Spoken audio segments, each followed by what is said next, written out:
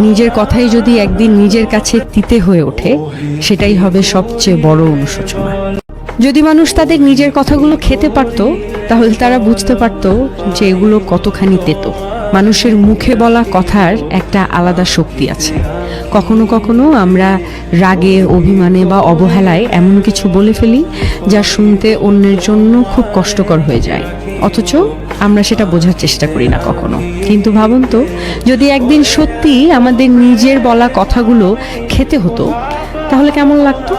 মিষ্টি বা ভদ্রভাবে বলা কথা হয়তো সুস্বাদু লাগতো, কিন্তু কটূক্তি, অপমান বা কষ্ট দেওয়ার মতো কথা হলে সেটা হয়তো একেবারেই স্বাদে তেতো আর গিলতেও কষ্ট হতো। তখনই হয়তো আমরা বুঝতাম আমাদের জিভ থেকে বের হওয়া প্রতিটা শব্দের কতটা ওজন আছে, আর তা অন্যের হৃদয়ে কেমন প্রভাব ফেলে। তাই কথার আগে একটু ভেবে বলা জরুরি, কারণ কথার কোনো ওষুধ নেই। একবার বলে ফেললে তা আর ফেরানো যায় না কখনো। নিজে